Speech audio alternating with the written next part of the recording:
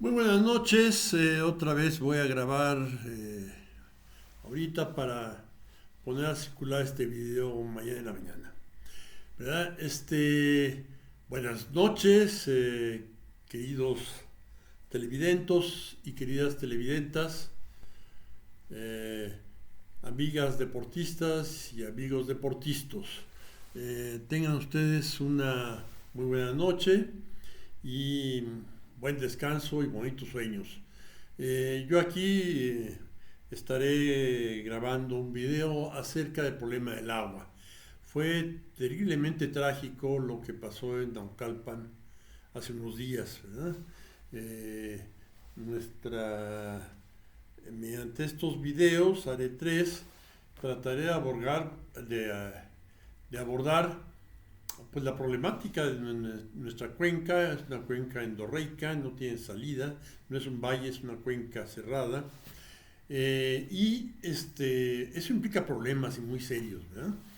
Entonces, pues vamos a hablar de eso. Miren, yo creo que todo el mundo se ha fijado, bueno, no todo el mundo, la gente de cierta edad, eh, los niños chiquitos no, ¿verdad? La gente mayor se da cuenta de que las naciones ricas, las naciones muy prósperas, están en latitudes alejadas del Ecuador, fundamentalmente hacia el hemisferio norte, que es el más donde hay más masas continentales, ¿verdad? Bien, estos países, pues vean ustedes, Europa, Estados Unidos y Canadá, y ahí sí se siguen hacia Oriente hasta llegar a China, Japón. Son latitudes alejadas del Ecuador, y en el hemisferio sur también, la parte sur de Brasil, Argentina, Uruguay, la parte central de Chile, que son sitios muy productivos, ¿verdad? Bueno, esto tiene una explicación. Esto tiene una explicación, y es que eh, estos países, bueno, en primer lugar, la riqueza y la prosperidad se da como consecuencia de un proceso de acumulación, inicialmente de productos agrícolas. Si una zona tiene muy buena productividad agrícola, es muy probable que los pueblos que allá habitan hayan despegado muy temprano hacia otras formas de acumulación. Esto pues podemos pensarlo Europa, ¿verdad? Que lleva muchos años acumulando inicialmente productos agrícolas y a partir de ellos una serie de bienes de todo tipo. En los últimos años, tecnológicos, industriales, culturales, todo esto no se da de otra manera, ¿verdad? Bueno, entonces todo depende para que los pueblos, los países despeguen de tener una buena base agrícola, y son países en donde hay buena base agrícola porque hay buenos suelos agrícolas, además de la duración del día en el verano y grandes llanuras, ríos que comunican, etcétera, etcétera. Tienen lo que los agrónomos nos dicen que es importante para una alta productividad agrícola. Decimos que una tierra es generosa si con poco esfuerzo da mucho fruto, y eso se da fundamentalmente en suelos neutros. ¿Neutros en qué sentido? En el sentido de que no son ni muy ácidos ni muy alcalinos, ¿verdad? Su pH está próximo al número 7, ¿verdad? No se aleja mucho ni para arriba, que serían suelos alcalinos, ni para abajo, que serían suelos ácidos, ¿verdad? Entonces, esto ocurre con ciertos suelos que se dan mucho en esas latitudes, porque son suelos que se formaron en frío. El frío que hay en buena dosis en estas latitudes produjo que los suelos sean muy neutros, que por lo tanto producen suficientes cereales y leguminosas para que esos pueblos se alimenten bien y tengan comercien, en fin, todo ese tipo de cosas que van dando el gran desarrollo, ¿verdad? Bien, eso bueno, se tiene a nivel global. Nuestro país está en la mitad de la zona templada, pero en una zona muy árida, y la otra mitad de nuestro territorio está en la zona tórrida, donde estamos bastante cerca del Ecuador. ¿Cómo es que se pueden dar suelos fríos en un país como México? Bueno, no por la latitud, sino por la altura sobre el nivel del mar, ¿verdad? Y esto es lo que pasó cuando se elevó el eje neovolcánico, es un eje, un chorro de montañas y volcanes dirigido casi este-oeste, de oriente a poniente. Y bueno, esas montañas que se levantaron dejaron valles y bolsones como el del valle, la cuenca de México, en donde se formaron estos suelos porque había suficiente humedad y cierto frío, ¿verdad? Se formaron buenos suelos y se formaron lagos, ¿verdad? Y toda una cadena de lagos que va desde, bueno, pensemos el de Yuriria, el de Pátzcuaro, el de Cuitzeo, el de Chapala, más al centro la laguna Almoloya, en el Valle de Toluca. Ya en el Valle de México sería estos seis. Voy a pasarme un poquito más allá, hacia el Golfo, el de Totolcingo y el de Alchichica, ¿verdad? Que están poquito antes de subir hacia la sierra para luego bajar a Jalapa. Esos son valles muy orientales, los otros muy occidentales, y aquí en el Valle de México pues teníamos, vamos a ver, el lago de Zumpango, el lago de Chaltocán, el lago de Texcoco, la Laguna de México, al poniente del lago de Texcoco, el lago de Xochimilco y el lago de Chalco, ¿verdad? ¿Qué problema hay? Dentro de todos estos lagos que les he dicho, hay dos que son muy salinos.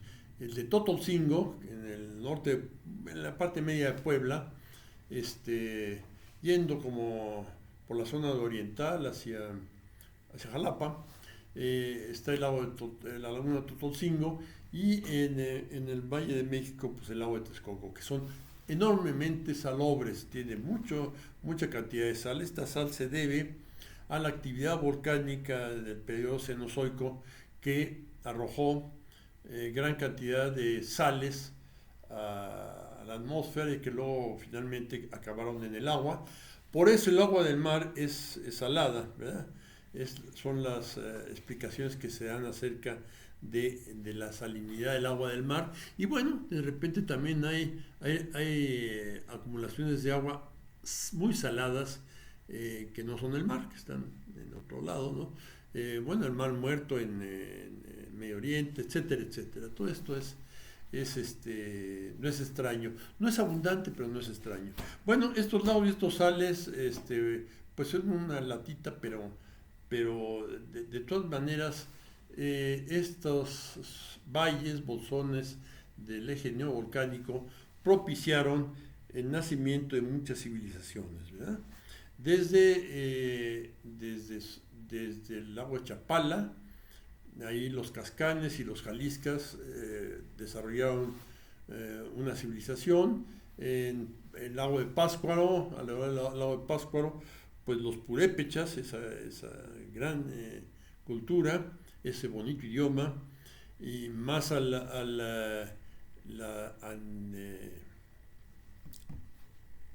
más hacia oriente tendríamos en el Valle de Toluca los, ¿cómo se llaman?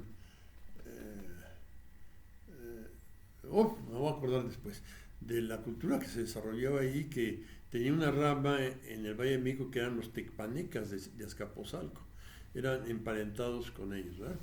Y bueno, la cultura mexica y la cultura texcocana, la cultura teotihuacana, la cultura tolteca, en fin, hay muchas culturas a lo largo de este eje, la cultura tlaxcalteca, la cultura choluteca, y bueno, hay muchas, porque eran buenos suelos, y algunos hasta lago tenían, ¿verdad? Si tenían lagos, que había escurrimientos muy abundantes con los cuales se pueden regar esas tierras, y había lluvias en buena regularidad. Bien, estos lagos son en general de baja profundidad. Si se logró ese invento que es la chinampa, que es altamente productiva, es porque la chinampa se podían construir, dado que el suelo de lacustre no era muy profundo, entonces era fácil clavar las estacas, tejer ahí un soporte y echar cieno del fondo para crear una isla artificial, que son las chinampas altamente productivas. Nuestro bello lago de Xochimilco nos muestra mucho de eso, es hermoso. Bueno, y además de la poca profundidad, la laguna de Cuitzeo, yo alguna vez que pasé por ahí, una parte de la laguna estaba seca. Y lo que normalmente veo es gente que está caminando por el lago con el nivel del agua a las rodillas, está poniendo unas trampas para peces, ¿no? Y parece que es lo que mueve sus afanes de estar ahí, ¿verdad? Luego, pues las chinampas en el Valle de México, y inclusive, bueno, ¿qué problema hay? Que a veces nosotros nos ponen un dibujo de los 6 lagos del Valle de México, y parece como si fuera una sola masa, una sola volumen de agua que no se separaba. Era muy común que bajara el nivel de estos lagos, y que aparecieran lodazales que separaban un lago de otro. Por ejemplo, el lago de Zumpango y el lago de Chaltocán estaban separados por una serie de islitas, en donde cuando había poca agua, pues eran lodazales, separaban ambos lagos, igual del de Chaltocán con el lago de Texcoco, o el de Texcoco, el de México, y ya más difícil, porque tenían bastante más profundidad. Los de Chalco y Xochimilco eran más profundos, pero de todas maneras no eran demasiado profundos. Entonces, cuando había época de secas, el lago de Texcoco era uno y la laguna de México era otra. La laguna de México al poniente del lago de Texcoco, pero se separaba por un lodazal que corría de norte a sur, ¿verdad? Bueno, esto movió a que, una vez que estas culturas crecieron, desarrollaron una base, quisieron producir más, y esto los movió al sabio rey Nezahualcóyotl, rey de Texcoco, Gran Tlatoani de Texcoco, Huey Tlatoani de Texcoco, sugiriera una serie de obras en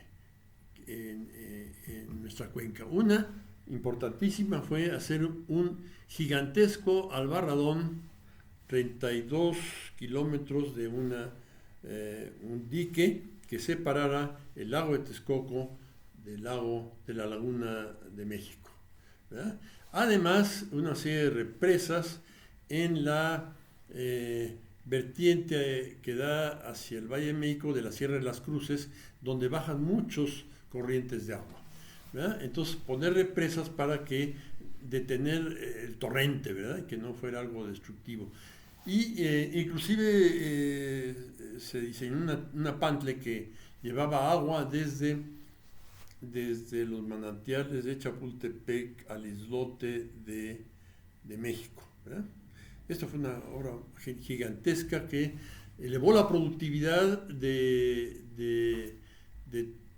de la cultura mexica, se pudieran hacer más chinampas, y bueno, las tierras de las riberas no eran arrolladas y entonces también eran muy productivas. Esto trajo gran prosperidad a los mexicas y a todo el Valle de México. Y bueno, eso duró muy bien durante 80 años. Con la llegada de los españoles, bueno, los conquistadores abren boquetes en el Albarradón para pasar con sus naves, gabarras. Yo no creo que fueran bergantines. Los bergantines son barcos con quilla y se hubieran encallado, ¿no? Eran gabarras de plano, pero les permitieron entrar, invadir y derrotar a los mexicas. Bien, y luego ellos repararon el Albarradón, y bueno, parece que aún así no había miel sobre hojuelas. Había que, si querían aquí sustituir el gran centro mexica por un centro novohispano, van a tener que sudar.